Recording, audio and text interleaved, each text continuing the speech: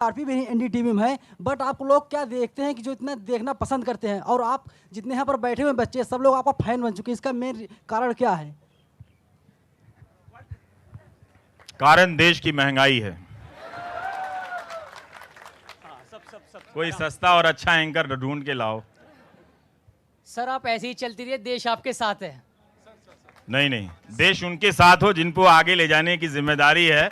हम तो पीछे से कुर्ता खींचने वालों में से हैं।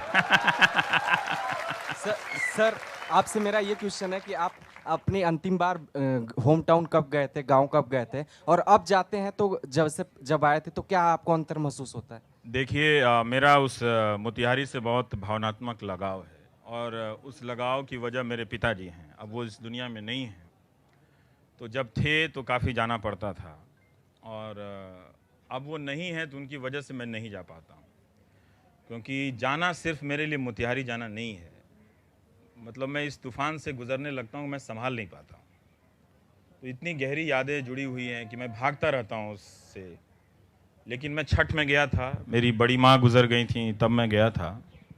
मेरी माँ अभी गांव में ही हैं, तो सुबह ही उनसे बात हुई है।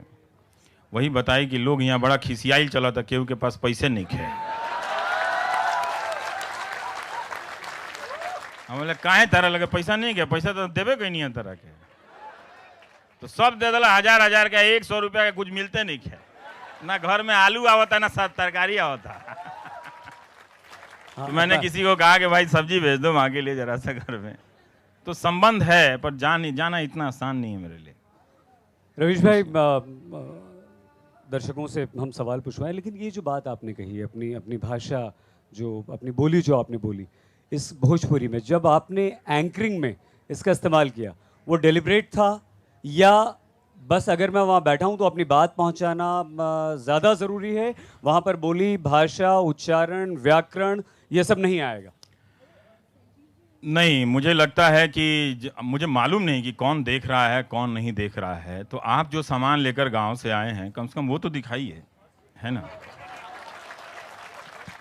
भोजपुरी मेरी मातृभाषा है।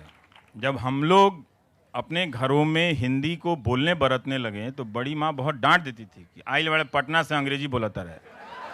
वो बाद में पता चला अंग्रेजी कुछ और है, तो मैंने कहा अरे बाप रे बाप, मैंने हिंदी सीखने में ही जिंदगी लगा दी, पता चला अंग्रेजी कहीं और। आओ बेटा व्हाइट हाउस तक तो पहुंचो। तो मुझे लगा कि जो मेरी मातृभाषा है वो आपको पता होना चाहिए। हम जैसे जिन्हें आपके विचारों से प्यार है, खुदा ना खास्ता अगर एनडीटीवी पे एक दिन का बैन लग जाता है तो आप क्या कहेंगे कि हम क्या अरे बैन कैसे लग जाता है? आप नहीं थे क्या?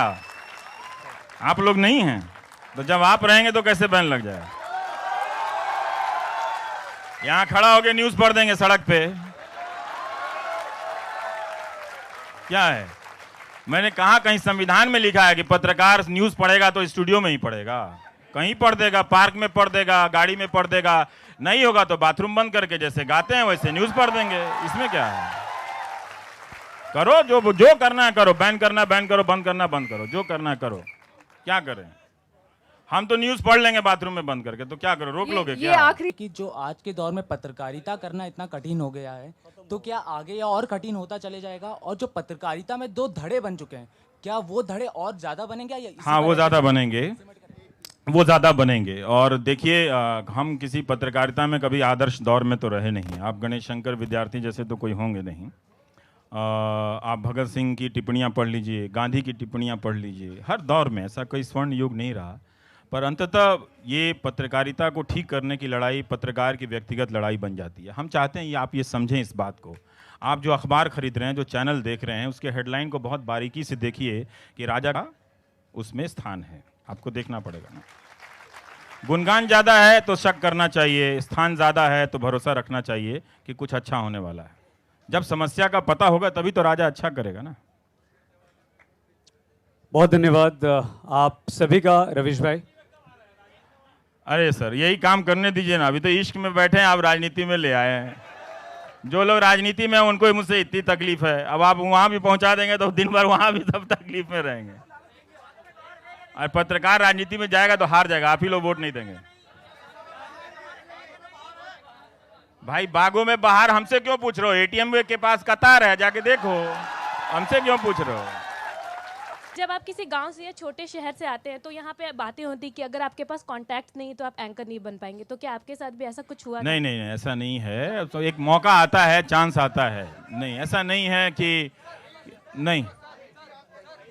हाँ हाँ, आप राजदीप इसका जवाब दे सकते हैं।